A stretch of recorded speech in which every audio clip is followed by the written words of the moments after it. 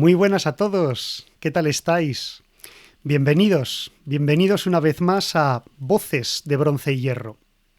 Hoy, pues un programa muy particular, una charla en la que vamos a tratar, pues, un tema que es muy interesante. Vamos a hablar sobre la arqueología y cómo la arqueología nos ayuda a comprender mejor el papel que la mujer cumplía en las sociedades de la antigüedad. Los avances en arqueología en los últimos años pues han permitido ir más allá del estudio de objetos y de espacios para poder analizar en profundidad todas las pistas que un yacimiento arqueológico nos da sobre lo que no podemos ver de una sociedad antigua. En las fuentes y en los estudios arqueológicos, el análisis que podemos obtener de ellos pues nos muestra una realidad con unos datos muy sesgados, y este es un elemento muy importante que vamos a tratar en este programa. Los datos de arqueología son sesgados porque la mayoría de las veces pues nos muestran solo objetos que son resistentes a los procesos de desintegración de una materia blanda. Así que tenemos que solo la cerámica y el metal sobreviven en un yacimiento. Y todos los textiles, los líquidos, otras sustancias perecederas que podían existir, pues han desaparecido.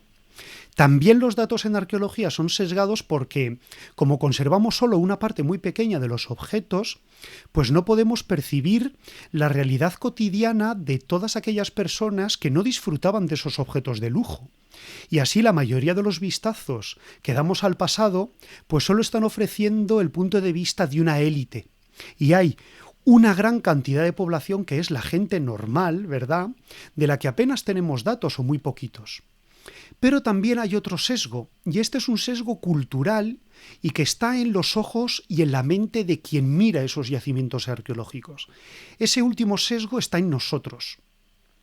Y es que, aunque la historia debe ser una ciencia, y lo es, una ciencia humana, ¿verdad?, es muy difícil sustraernos de los principios y los valores de nuestra propia sociedad. Unos principios y unos valores que obviamente en el mundo antiguo ni compartían y posiblemente tampoco entendían. Y es precisamente en este sentido en el que nuestra invitada nos va a hablar sobre el valor de la arqueología, sobre las nuevas fuentes de investigación arqueológicas y cómo estas fuentes nos sirven para hablar de un colectivo social muy silenciado en la historia que es la mujer. Y para eso, pues vamos a introducir a nuestra invitada, que la vamos a tener ya mismo. Patricia González, muy bienvenida, ¿qué tal estás? Buenas noches, ¿qué tal? Bien, bien, andamos bien por Genial, aquí. pues Patricia González, para quien no la conozcáis, es doctora en Historia y posiblemente la podáis conocer por su participación en la serie documental de En el corazón del imperio, que podéis ver en Movistar, pero también es autora de un libro que se titula Soror, Mujeres en la antigua Roma. Bueno, Patricia, los que te seguimos en Twitter hemos podido leerte hablándonos sobre cómo la arqueología posee un sesgo de estudio que perjudica nuestra forma de entender el mundo de la antigüedad. Entonces, la primera pregunta es que nos hables sobre esto. ¿Qué es lo que tú nos cuentas en tus hilos y cuál es el campo de trabajo en el que tú estás involucrada ahora mismo? Bueno, yo trabajo sobre todo sobre la construcción de género en la antigüedad.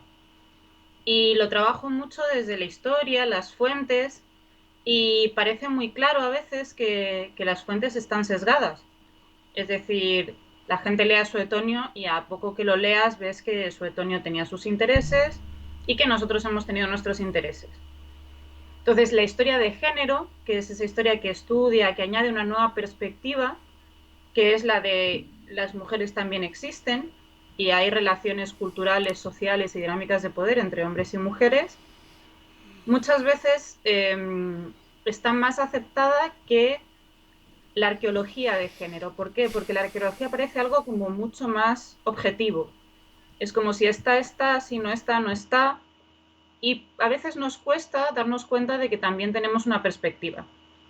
De hecho, en realidad el género se empieza a, a aplicar como perspectiva en arqueología desde los años 80, por ahí. Estamos hablando en realidad de antes de ayer. Uno de los primeros artículos sobre arqueología y género fue el 84.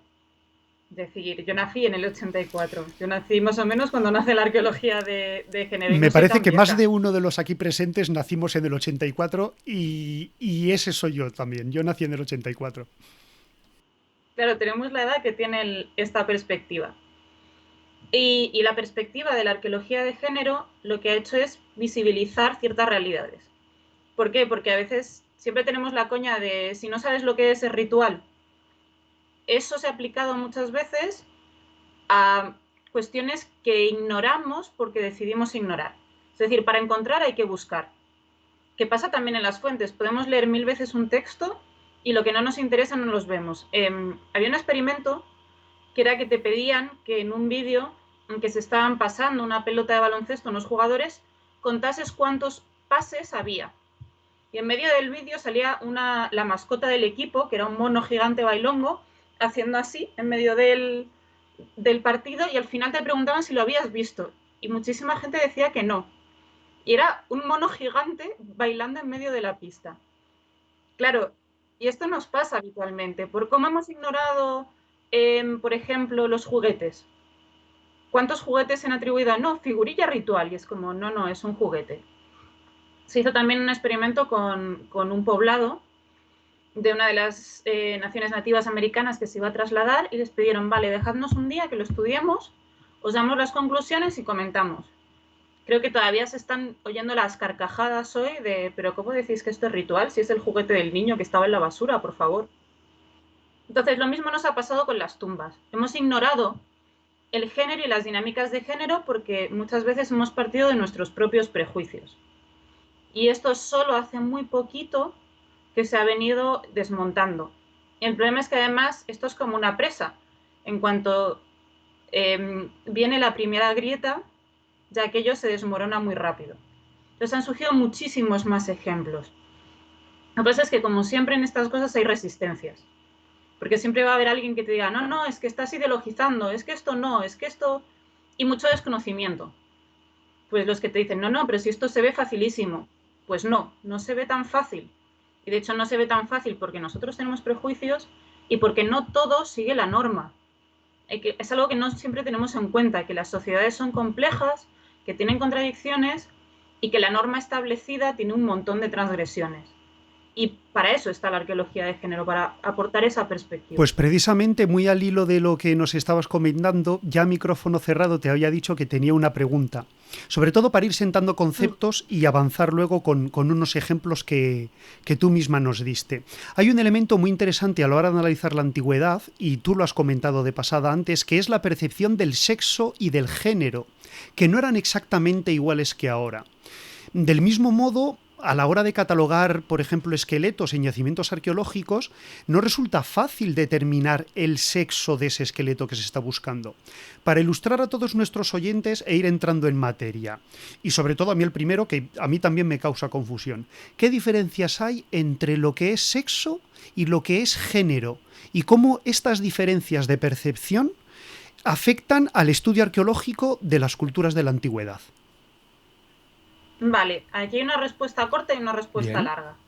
La fácil es que con sexo nos referimos a lo corporal, a la diferencia que percibimos nosotros entre un sexo y otro, o sea, entre un cuerpo y otro. Esa diferencia entre, no sé, hombres y mujeres, por ejemplo. El dimorfismo sexual. En cambio, género es toda esa serie de valores culturales que se cargan sobre esa distinción. Es decir, el ser hombre o el ser mujer se cargan de una serie de significados que se naturalizan. Por ejemplo, las mujeres tienen un instinto maternal, son emocionales, son más volubles, los hombres en cambio son racionales. Todo eso, todas esas categorías culturales que se naturalizan son lo que a nosotros nos referimos como género. Y en cambio esa diferencia corporal es a lo que nos referimos como sexo. Ah, pequeño problema. Cómo nosotros categorizamos la corporalidad también es cultural, porque somos humanos y todo lo que producimos, todas las categorías que creamos son culturales. Una cosa son los datos y otra cosa es cómo los narramos, cómo los categorizamos, cuántas categorías hay. Entonces, claro, esto es sencillo para explicar cosas sencillas, pero se complica, por ejemplo, cuando tenemos que estudiar el pasado, en que esa distinción no existe. Entonces, para ellos son hombres y mujeres. Y luego se hacen un lío con todas las transgresiones. O hay sociedades, por ejemplo, que tienen 3 categorías en vez de 2. Hablaremos de los escitas tienen 3 géneros. Por ejemplo, muchos pueblos del Pacífico tienen 3, 4, 5 géneros, los navajos tienen 3. Entonces, ahí de nuevo se complica nuestra forma de estudiarlo. Porque todo el mundo diría, bueno, el estudiar los huesos es estudiar el sexo, estudiar los ajuares es estudiar el género. Pero esa combinación resulta bastante compleja, por nuestros prejuicios, por cómo lo entendían ellos, por las cosas que no sabemos, por las lagunas que tenemos. Entonces siempre hay un punto de complicación. A ver, la verdad es que efectivamente cuando se mezclan ya no solo los errores de perspectiva, que no son voluntarios, sino que obviamente analizamos sociedades de la antigüedad que no se corresponden a nuestros principios, pues ahí tenemos un sesgo, ¿verdad? No podemos analizarlo con la completa realidad del hecho, pero si luego encima le añadimos prejuicios o concepciones a priori que tienen un carácter de ideología política, pues entonces ya estamos acabados y desde luego la arqueología se tiene que alejar de todas esas cosas. Bueno, pues vamos a meternos ya en materia y vamos a ir a entrar en determinados ejemplos para ilustrar esto de lo que estamos hablando. Vamos a ponernos las gafas del pasado, que nos está diciendo en el chat RVO91. Por cierto, están en el chat dándote los saludos, están encantados de poder verte aquí. Así que un saludo a todos los que nos estén escuchando en iVoox, pues que sepan que está teniendo lugar mucha expectación en el chat del directo de Twitch. Vamos a ver el primer ejemplo para ir analizando una serie de ejemplos tipo para entender cómo todas estas nuevas perspectivas de estudio arqueológico pues han ido a darnos nuevas pistas sobre las culturas de la antigüedad. Vamos con el primer ejemplo, que es la dama de Elche. Nos vamos a la cultura ibérica. La dama de Baza, muy importante. Y nos vamos a la cultura ibérica. La dama de Baza tiene un descubrimiento muy particular con unos elementos a su alrededor que son muy importantes para entender la sociedad ibérica. ¿Qué nos puedes contar sobre este ejemplo? A ver, la dama de Baza se descubre en el 71. Y bueno, hay que decir que los íberos cremaban en general, pero bueno, son cremaciones un poco particulares y te quedan cachos de hueso de este tamaño. Entonces, eso va a facilitar también la identificación del individuo. Problema, eso ni se pensaba. Muchas veces, de hecho, en muchas necrópolis se tiraron los huesos, solo se quedaban con los ajuares. Y la dama de Baza tiene esta escultura tan maravillosa, pero además tenía otro tipo de ajuar. Tenía una serie de cerámicas y casi 4 panoplias enteras. Es decir, tenía muchísimas armas. ¿Qué dijeron en su momento? Pues claramente tiene que ser un hombre, porque no es que tenga una espada o un cuchillo, no, tiene 4 panoplias. Y en el 86, un antropólogo, Reverte Coma creo que se llamaba, hace un análisis y dice, pues vosotros diréis lo que queráis, pero a mí estos huesos me parecen de mujer. Nada, ni puta idea, nada, no, esto no. Y entonces, que diréis lo que diréis, pero los huesos yo veo que... Total, que hubo como 20 años de discusiones sobre el tema. De hecho, en 2010 se volvieron a repetir los análisis con otros parámetros distintos y volvió a salir que eso era de mujer. Y a alguien se le ocurrió decir, muy bajito, muy bajito, muy bajito. Oye, ¿y si la hemos estado cagando y lo que hay aquí enterrado es una mujer? ¿Y hemos estado asignando todos los ajuares solo por armas hombres, joyas mujer? Pues, no, hombre, no, ¿cómo va a ser eso? Pero bueno, vamos a repetir análisis por si acaso. Y empezaron a salir que efectivamente había muchos individuos que se habían atribuido a varón porque había armas en el ajuar, y resultaba que igual no. De hecho, cuando se han hecho análisis más detallados, por ejemplo, hay una necrópolis, la de Coimbra de Barranco Ancho, en que, aquí inciso, no es tan fácil. Es decir, tú estudias los huesos y la mitad de los huesos te va a salir como indeterminado. Porque claro, es decir, lo ves por la pelvis, por el cráneo, pero no es como en los dibujitos de clasificación. Igual que en los dibujos médicos de esta enfermedad se pone así y luego hay como 1000 variaciones con los No huesos están también. todas las respuestas ahí esperando, diciendo, hola, aquí estamos. Muchas veces hay datos No, que no no se está. pueden saber, ¿verdad? De hecho, ni siquiera con el ADN. Luego, si eso comentamos algún caso, pero el ADN tampoco es una cosa infalible. Pero bueno, empezaron a salir cosillas.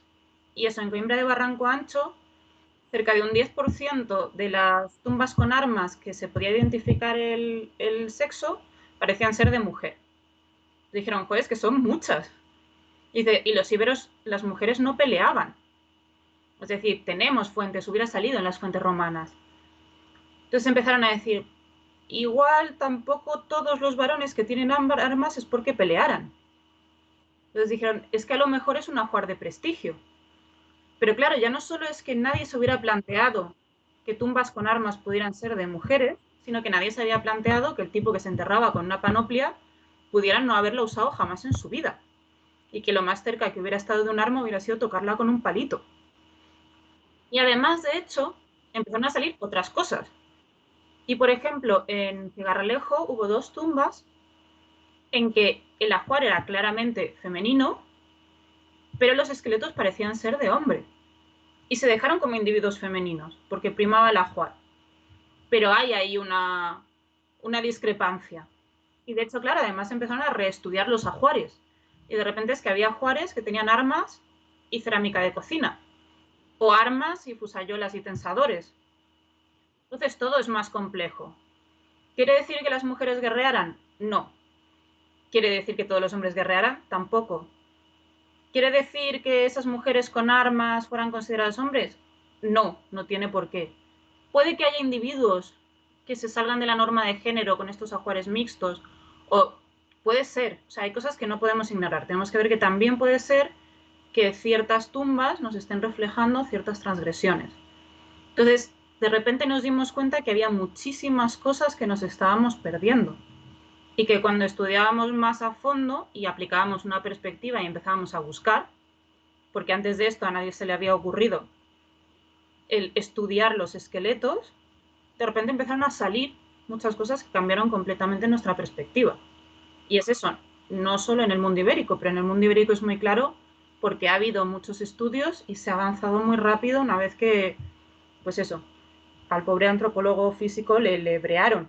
O sea, el hombre tuvo que tenerlos cuadrados para decir, pues oye, mira, a mí estos huesos no me cuadran. Claro, pero efectivamente llegamos, yo creo que a una conclusión que es muy necesaria. La controversia, incluso hablábamos de estos aspectos que a veces pueden generar conflicto porque se entra dentro del campo del pensamiento, del campo ideológico. La controversia es buena porque ayuda a tener que defender una postura y podemos ver con el mundo ibérico, con el ejemplo de la dama de Baza, cómo esa postura estaba en lo cierto y nos ha permitido avanzar muchísimo en el conocimiento de la cultura ibérica. No dar por hecho que porque hubiera armas fuera un hombre. Claro, ni porque hubiera fusayolas fuera una mujer, que eso también es un punto, o cerámica de cocina. Como el mantenimiento siempre se asocia a la mujer, la cerámica de cocina y las fusayolas y los tensadores se asocian automáticamente. Pero sí, hay que cuestionarlo todo porque si no, no encontramos cosas nuevas. Es muy gracioso cada vez que dicen, es que ya está aquí la ideología de género, jodiéndolo todo. Y es como, perdona que me digas que es ideología mirar los huesos en vez de aceptar que armas automáticamente hombre y joyas automáticamente mujer, pues igual aquí tenemos que plantearnos los conceptos. Entonces sí, simplemente es eso, hay que aportar nuevas perspectivas porque las nuevas perspectivas es como mirar un poliedro. Si solo lo miras de un lado, pues la estás fastidiando. O empiezas a darle luz por distintos sitios o aquello no lo percibes.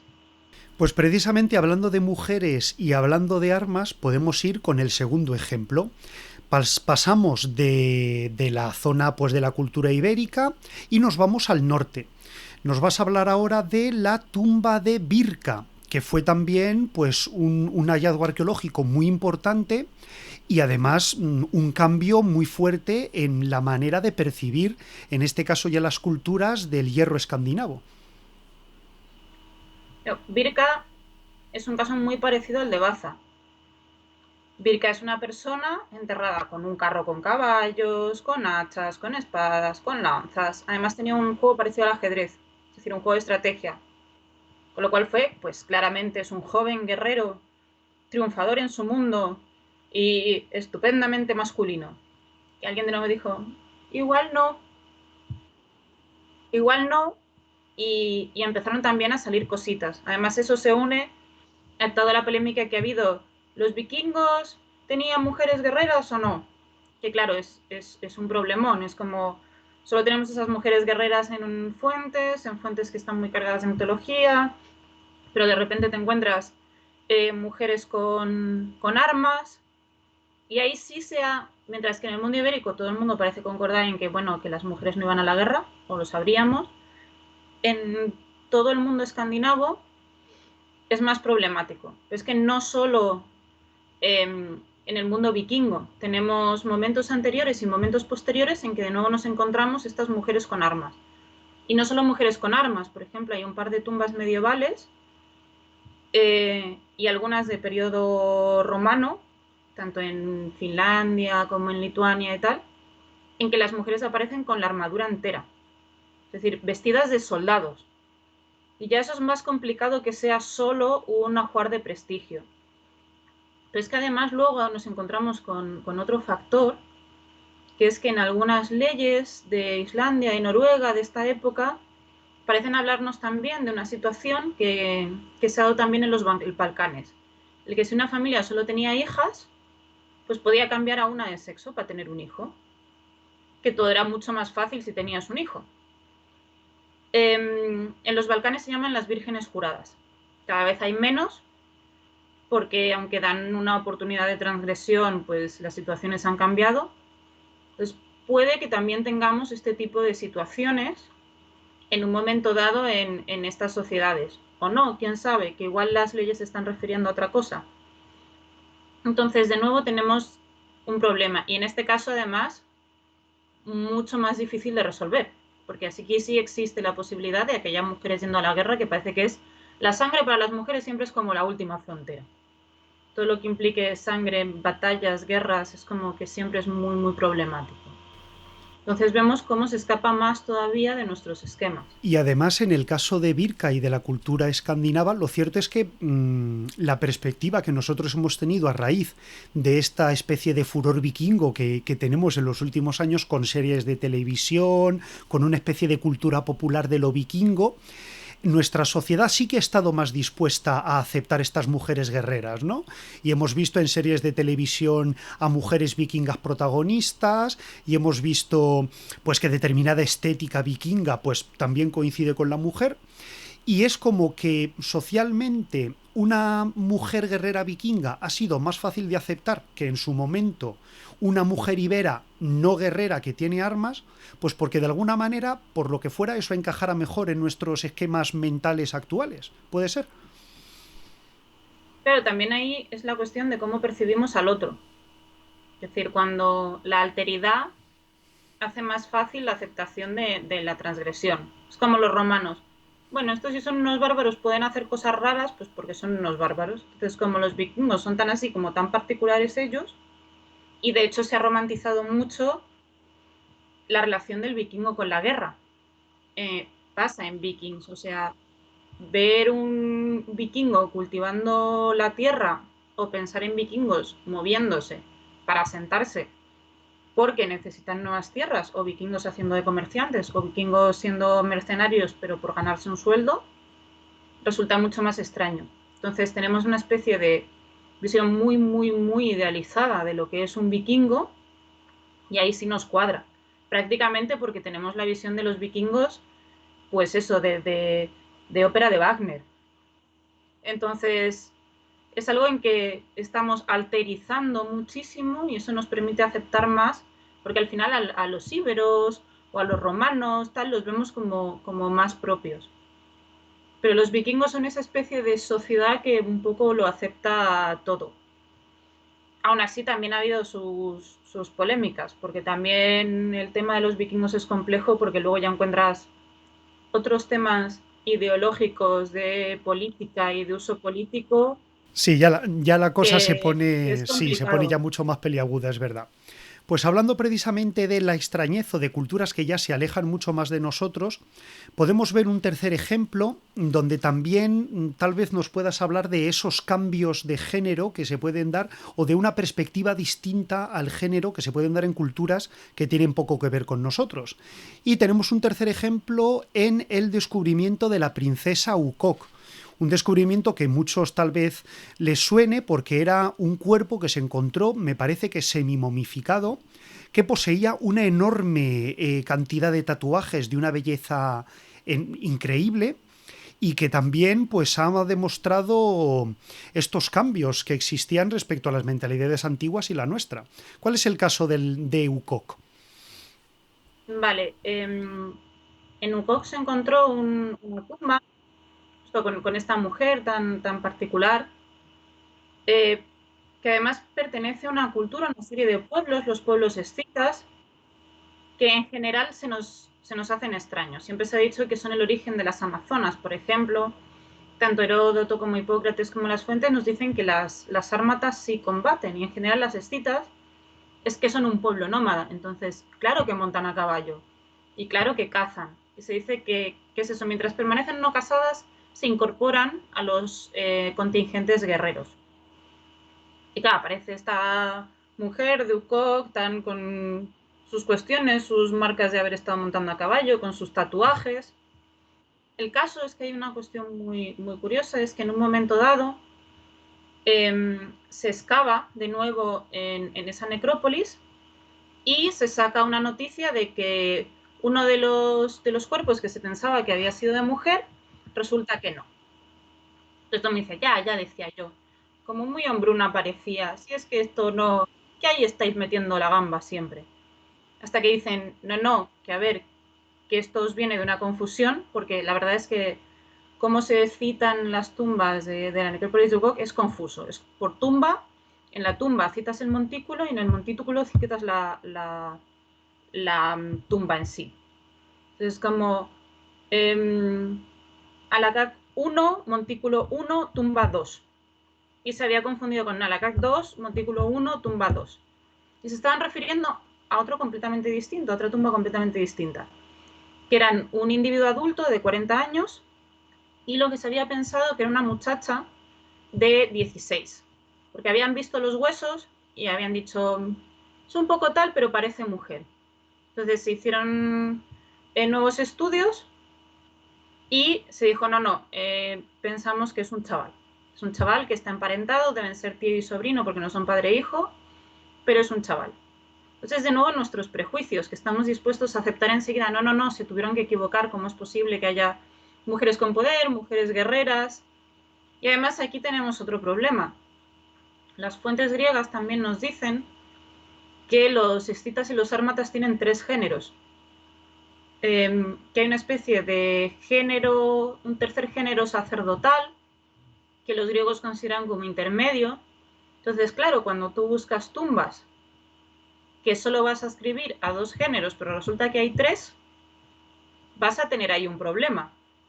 Entonces, y más, por ejemplo, en pueblos, porque aquí tenemos a Hipócrates y a Heródoto que nos lo están diciendo. Si no conserváramos absolutamente nada que nos hablara de los escitas, eso lo perderíamos.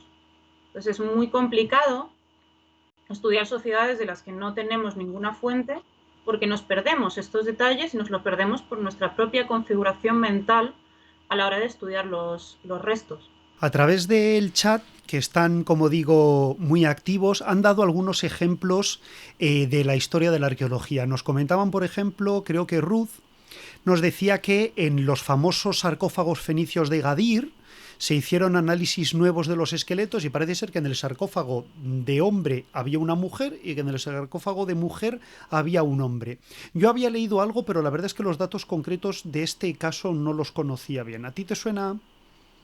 Ahí claro, el problema es que parece que puede haber una contaminación cruzada, que alguien quitara los restos para limpiar y luego echara los huesos, porque parece que alguno ni siquiera es de la época.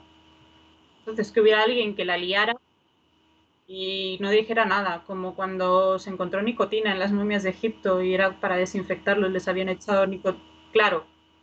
Entonces, ahí es. es un poco más problemático porque parece que hay algunos...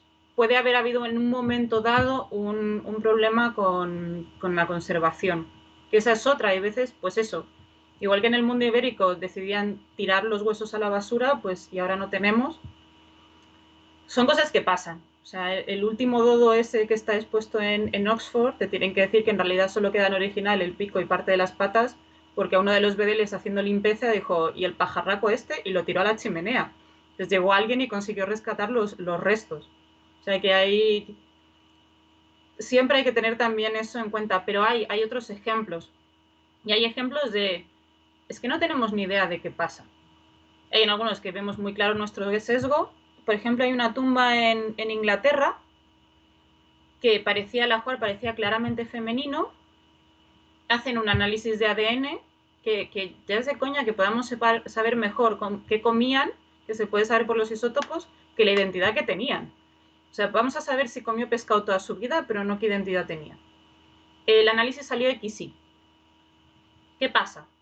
Hay un síndrome de insensibilidad a los andrógenos que hizo que ese cuerpo fuera leído como femenino, percibido como femenino y vivió como mujer.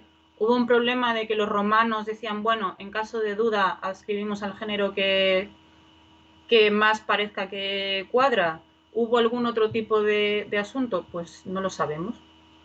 Y hay otros casos parecidos. De hecho, hubo un caso en que el ajuar era muy, muy mixto, era muy raro, no sabían. Dijeron, bueno, pues hacemos un análisis de ADN, que esto además cuesta pasta, no se puede hacer análisis de ADN a todos los restos. Bueno, y algunos están cremados, ¿qué vas a sacar de ahí? Y salió XXY. Y dijeron, pues mira, ya está, dimitimos, lo dejamos aquí como indeterminado y Dios dirá dentro de unos años.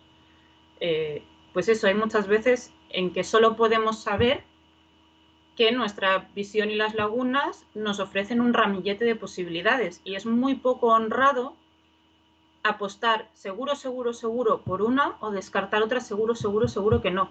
O sea, la única postura honrada que podemos tener es decir, bueno, existe esta posibilidad, esta otra y esta otra.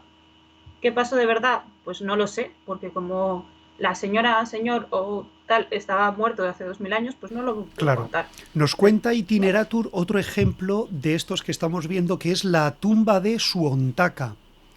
No sé si la conoces, una tumba que había dudas sobre si era una adscripción de una mujer o de un hombre, que se creía...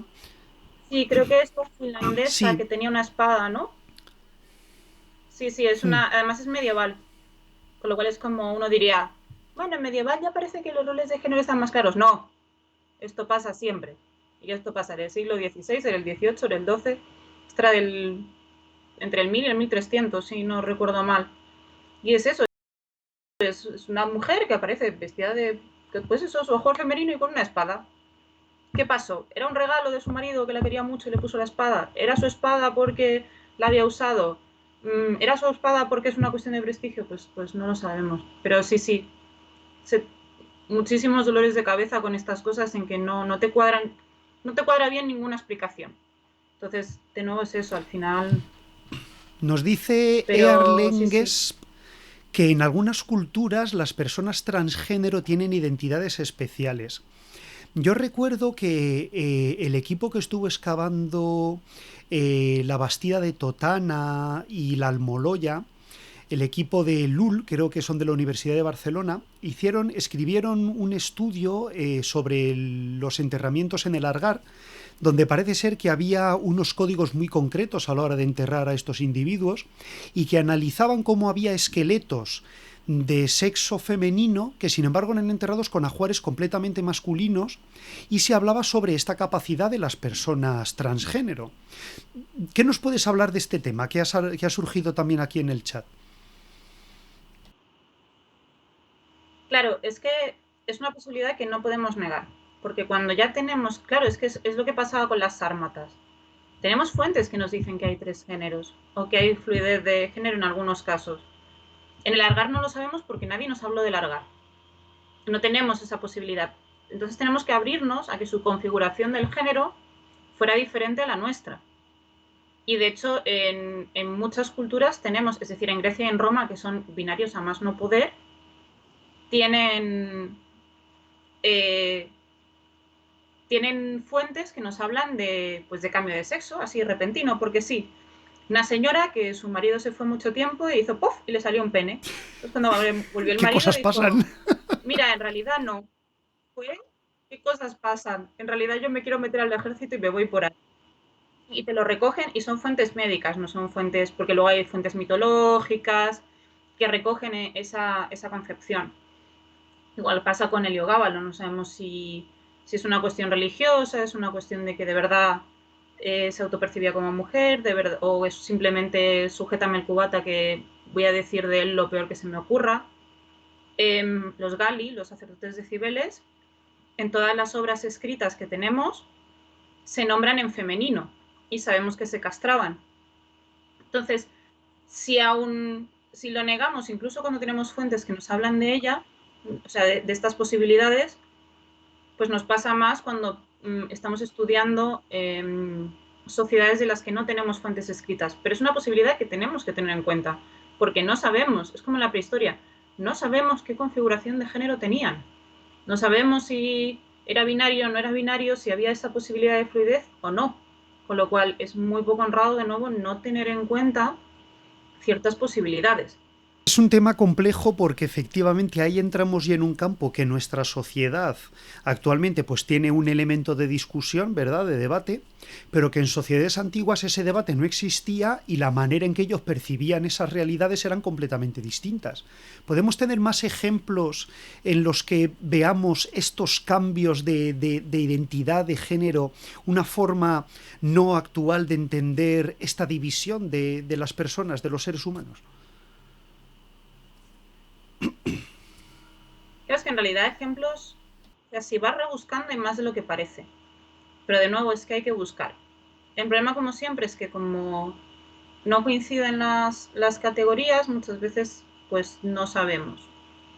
Por ejemplo, el que los romanos consideraran a mujeres que tenían relaciones sáficas casi como hombres, o en algunas fuentes aparecen como refiriéndose a sí mismo en masculino, nos provoca problemas.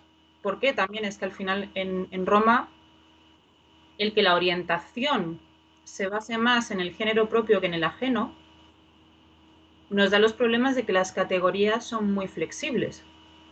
Entonces, sabemos, por ejemplo, que hay muchas culturas eso, que tienen más de dos géneros o que en un momento dado se puede cambiar de adscripción.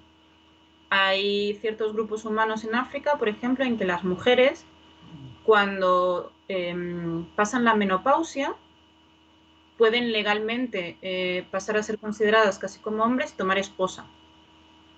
¿Por qué? Porque no tienen ya esa fertilidad y pasan como a otra categoría, que en muchos casos es una cuestión económica y no solo de orientación. Pero claro, ahí entra lo que Harries llamaba la visión emic y la visión ética.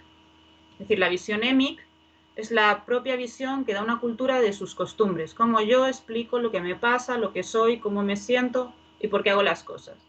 La visión ética es la visión que da un personaje ajeno, por ejemplo el antropólogo, a estas costumbres. Entonces, el problema de que la visión emic y la visión ética no concuerden y nunca vayan a concordar nos causa un problema. Pero tenemos que ver que al final, además, estudiar una sociedad no es solo estudiar sus normas. Si solo estudiamos sus normas, nos perdemos la mitad de la visión. Tenemos que estudiar las transgresiones. Y claro, el estudiar cómo hay cosas que no nos cuadran con las categorías que pensamos que existen es muy útil. Y no son anécdotas, no son solo casos aislados, son elementos significativos de cómo construimos nuestros propios conceptos. Entonces eso es muy interesante. Porque, por ejemplo, si no estudiáramos la homosexualidad en los años 60 porque estaba mal vista y se salía de la norma, pues nos perdemos un montón de información. Con lo cual esto también lo tenemos que pensar en el mundo antiguo. Que hay normas que pueden no coincidir con las nuestras y de hecho no coinciden y que hay transgresiones.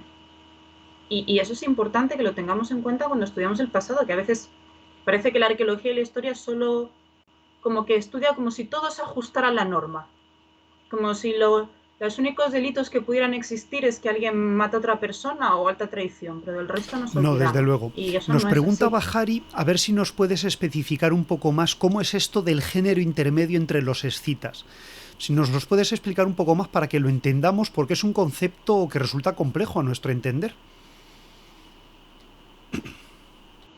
Sí, claro, los griegos lo califican como intermedio, porque los griegos tienen un concepto muy binario del género, entonces dicen, los escitas pues tienen lo normal, que es hombre y mujer, y otro que está en medio. Es un género que es son sacerdotes, están dedicados a la función religiosa y no son considerados ni hombres ni mujeres. Es un poco como pasa con los hijras en la India, que hoy ha derivado mucho porque ahora mismo en una sociedad como la India se utiliza la figura de los hijras como una forma de prostitución legal. Pero en su momento fueron sacerdotes muy respetados. Los hombres se castran, las mujeres pasan de nuevo a estar consideradas en esta categoría y es una categoría que se sale de ese binarismo. Entonces, entre los escitas parece que pasa lo mismo, que esos elementos religiosos de la sociedad se salían completamente del género. Igual que, por ejemplo, muchos de los dos espíritus navajos también cumplen funciones religiosas y pueden elegir en un momento dado qué normas de género quieren seguir. Por ejemplo, pueden elegir si quieren tomar esposa o esposo, cómo se visten y están muy vinculados eso tanto a la religión como al arte como al Precisamente creo elemento recordar en creativo. su momento haber leído, creo que a Fraser, cuando hablaba del chamanismo, o a Mircea Eliade, que hablaba precisamente cómo en las religiones chamánicas, y creo que eso llegó hasta la cultura vikinga, los chamanes que estaban entre los dos mundos también adoptaban un concepto del género distinto al binarismo masculino-femenino, ¿no? Claro, y ahí tenemos que ver si es una cuestión de tienes una vocación religiosa y por tanto sales, o que como sales se te adjudica un espacio intermedio en otros ámbitos. De nuevo ahí no lo sabemos, pero sí que es cierto que igual que los Gali, que los sacerdotes de Cibeles o los sacerdotes del Gabal, lo que hacen es situarse fuera de las normas humanas en torno a muchas cosas y una de ellas es el género. Entonces tenemos pues eso, que se dirigen a sí mismos a veces en femenino, a veces en masculino o siempre en femenino y constituyen pues esa especie del más allá del género. Entonces también hay que ver eso, que no siempre las categorías han sido las mismas y que a veces factores ajenos a la corporalidad pueden marcar cómo se En te el mundo percibe. antiguo, podríamos decir, nos dice Irene si el género se asocia con la fertilidad. Y yo amplío la pregunta. ¿El concepto de sexo y el concepto de género en la antigüedad lleva unos roles asociados porque es sexo o porque es género? La guerra, la casa. Pues ahí entramos en un debate espinoso porque en realidad no sabemos cómo se conforma el género. Nosotros nos lo encontramos ya formado. Entonces, por ejemplo, Almudena Hernando sostenía que había una cuestión de mucho más emocional que fértil. Una cuestión de que alguien en este mundo tenía que mantener una identidad relacional mientras otros creaban una identidad individual. Entonces no lo sabemos, pero sí que hay una cuestión en un momento dado eh, que se asocia al control de la fertilidad y al control de la gestación. El de si yo voy a tener hijos que son míos, porque el padre posee esos hijos. Recordemos, por ejemplo, que en Roma los hijos no son parientes directos de la madre, son como si fueran sus primos, no como si fueran sus hijos. Entonces yo tengo que controlar a quien está gestando, yo controlo a mi mujer. Entonces eso hace mucho más rígido todo, porque al final la sexualidad también es cultural. La sexualidad es como comer, es algo que se considera natural, que es muy identitario y que se controla muchísimo. Y que al final los gustos los convertimos en naturalidades o en tabúes. ¿Por qué comemos gambas y nos da asco comer una cucaracha? Si es lo mismo. Porque tenemos unos tabúes que hemos naturalizado.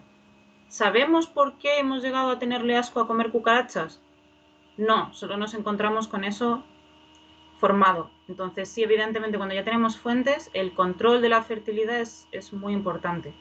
Por ese terror continuo a la sangre ajena. Y por ejemplo, pasa en Esparta, aunque claro, está la cuestión del mirarse espartano y que en Esparta siempre tenemos que dudar de las fuentes, perdón. Como no pasa nada con que los hijos sean de todos, porque al final aquello es una comuna hippie, no existe el adulterio. Entonces podemos pensar que igual no es tan hardcore como que no exista el adulterio y los hijos sean de todos, pero sí que es cierto que como ese control no es tan importante, porque tu hijo es tu hijo, pero puede ser del de al lado, pues no existe ese control sobre quien está gestando a esa criatura. Y de hecho en los Reyes parece que eso no pasa tanto y que sí existe el adulterio. Que se lo digan a Alcibiades Es que un tuvo buen que salir ejemplo. por pata. Bueno, llegando ya a la recta final de esta entrevista que la gente en el chat está encantada y seguro que los que nos vean luego en diferido, en YouTube, en iVoox, también lo están disfrutando muy bien.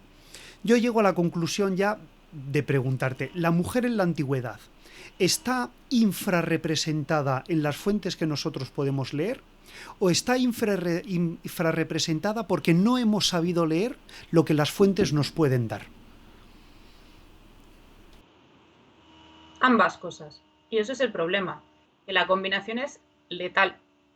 Entonces, sí, está infrarrepresentada en las tumbas, está infrarrepresentada en las fuentes, pero también es que no hemos querido verla.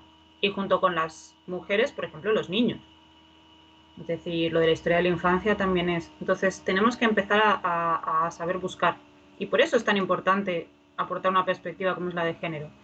Porque si ya tenemos poco, si encima le echamos capas de tierra encima, pues no vamos a ver nada. Y joder, que es que hemos estado contando la historia de muy poca gente. Entonces es importante empezar a quitar esas capas de tierra y empezar a sacar algo que en realidad nos explica mucho. Porque si hay algo, es decir, esas dos cosas, el género, la sexualidad y la comida, quizá es lo que más nos marca como sociedad. Y, y es lo más difícil de analizar porque es lo más naturalizado, es lo que damos por supuesto que es así porque sí, porque es biología.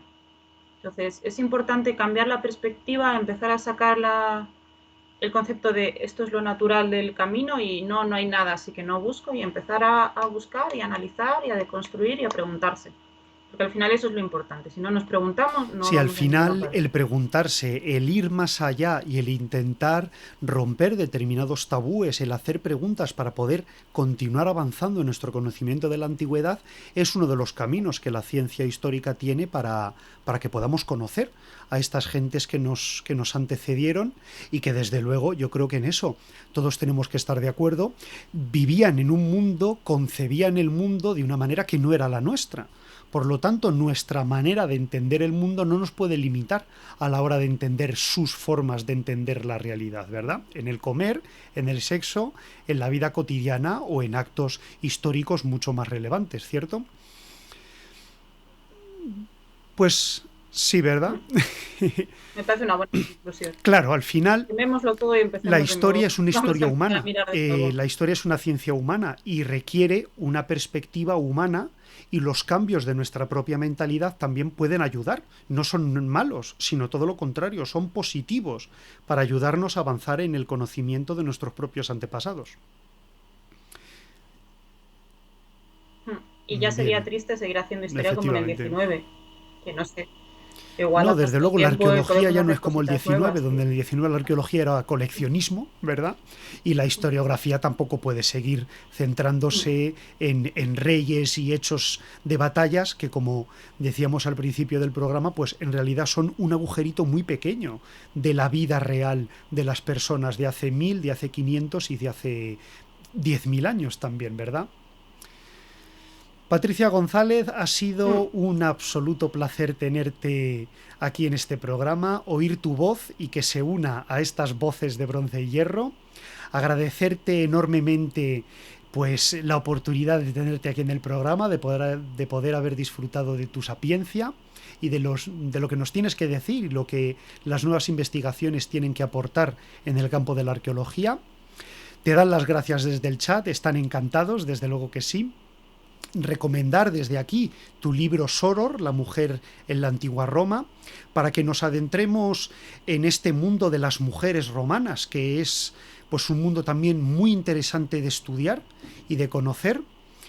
Y bueno, también decir que la semana que viene pues tendremos a otra entrevistada aquí, porque vendrá Esther Rodríguez a avanzarnos pues un poco la nueva campaña de excavación que va a tener lugar en el Turuñuelo. Muchísimas gracias, Patricia. Gracias por la oportunidad de entrevistarte, gracias por tu afabilidad, por tu cercanía y por lo bien que explicas las cosas, que nos has dejado clarísimos muchísimos conceptos que a priori eran difíciles de entender. Muchas gracias a ti por invitarme y por darme este espacio, que yo siempre que me invitan a soltar una turra, aquí estoy al pie del cañón. Muy bien, pues muchas gracias a todos, también a las personas del chat, a lo que nos estaréis viendo y escuchando luego en las siguientes redes y plataformas. Invitarte a que si surge otro tema de debate, de charla, pues si nos quieres acompañar de nuevo, pues que estás invitada a este canal, por supuesto que sí, para disfrutarte. Un saludo a todos. Sí, ¿verdad? Bueno, pero al final, como estamos diciendo, los debates, si nos ayudan a construir, pues son positivos y nos ayudan a aprender. Muchísimas gracias a todos, un saludo y nos vemos la semana que viene. Tener cuidado y fuera, que los dioses os protejan y hasta la próxima. Adiós a todos. Hasta luego, adiós.